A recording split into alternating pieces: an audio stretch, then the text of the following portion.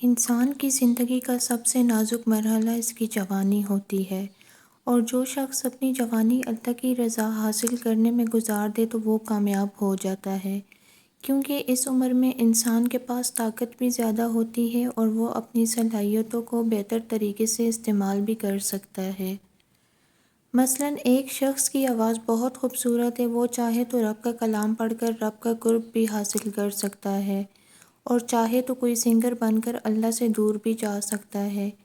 یہی تو امتحان ہے اللہ کی طرف سے کہ میرا بندہ میری دی گئی نعمت کو میری خاطر استعمال کرتا ہے یا اپنے نفس کی تسکین کے لیے استعمال کرتا ہے۔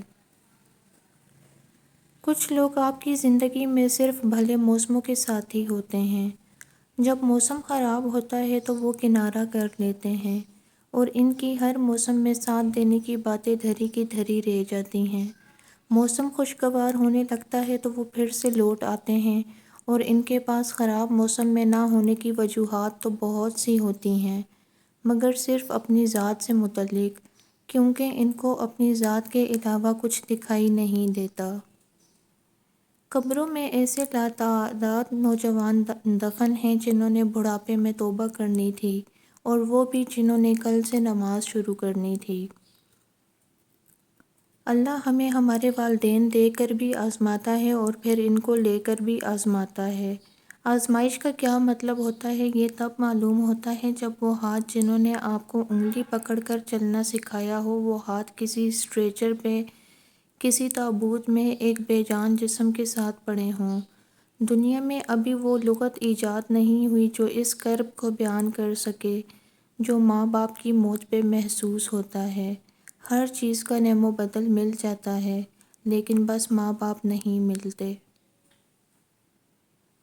تربیت بڑوں کی عکاسی کرتی ہے، اور یہ نسلوں کو یا تو عزت دلواتی ہے، یا ذلت کا سبب بنتی ہے، یا جنت میں لے جاتی ہے یا جہنم میں جانے کا ذریعہ بنتی ہے۔ ایک بات یاد رکھیے گا، قرآن صرف صادق اور امین کے دل میں اترتا ہے۔ میں نے اس کتاب کے بڑے بڑے علماء کو دیکھا جو امانت کی راہ سے ذرا سے پھسلے اور پھر ان سے قرآن کی حلاوت چھین لی گئی، اور پھر کبھی وہ اس کتاب کو ہاتھ نہ لگا سکے۔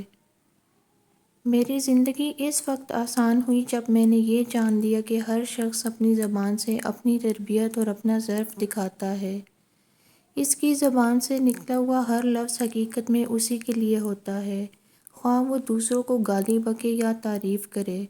نیک نے نیک سمجھا، بد نے بد جانا مجھے، جس کا جتنا ظرف تھا اتنا ہی پہچانا مجھے۔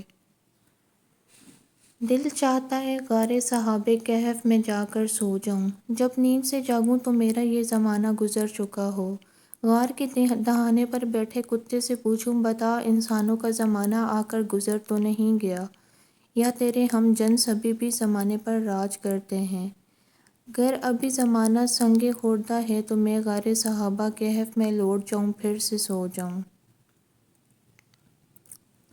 کون کہتا ہے انسان نے اس جدید دور میں میزائل، بم اور ڈرون ایجاد کر کے تباہی پھیلائی ہے؟ جتنا گہرا گھاؤ انسان کی زبان کسی انسان کے دل میں لگا سکتی ہے، اس کی کاٹ اور زخم کا مقابلہ یہ نئے دور کے ہتھیار کسی صورت نہیں کر سکتے۔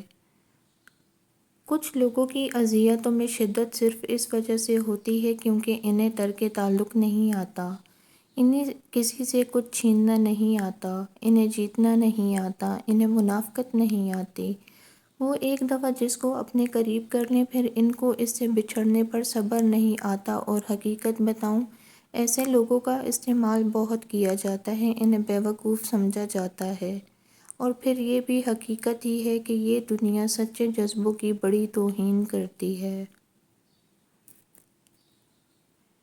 جب وہ کسی چیز سے تمہیں محروم کرتا ہے تو اس سے دگنی ایسی ہزاروں نعمتوں سے نواز دیتا ہے جس کے تم قابل بھی نہیں ہوتے، تو پھر بس راضی ہو جاؤ، کیونکہ معجزے صبر مانگتے ہیں، اور تقدیر شکر کرنے والوں کی بدلتی ہے۔ ہمارے ملک میں لوگ قلم کو لکھنے سے زیادہ شلوار میں ناڑا ڈالنے کے لیے استعمال کرتے ہیں۔ وہ قوم سماجی، معاشی اور تعلیمی ترقی کیسے کرے گی جو میراثی کو استاد کم ظرف درزی کو ماسٹر، جاہل کو درویش، ظالم کو طاقتور، کم ظرف کو میر، وڈیرے کو سائیں، دادا گیر کو بھائی اور کسی بھی ننگے پاگل شخص کو بابا جی مانتے ہیں۔ لوگوں کو مختلف قوموں، ذاتوں اور سیاسی و مذہبی فرقوں میں اس لیے تقسیم کیا جاتا ہے تاکہ وہ کسی ظلم کے خلاف متحدہ ہو کر آواز نہ اٹھا سکیں۔ نوجوان اور گھوڑے کبھی جنگوں کی شان ہوا کرتے تھے، آج دونوں ہی شادیوں میں ناچتے نظر آتے ہیں۔ خاموش ہو جانا اور کچھ نہ کہنے کا مطلب یہ ہرگز نہیں ہوتا ہے کہ اس کے پاس کہنے کو کچھ نہیں ہے، بلکہ اس کا مطلب ہوتا ہے کہ آپ میں وہ سچ سننے کی ہمت نہیں ہے۔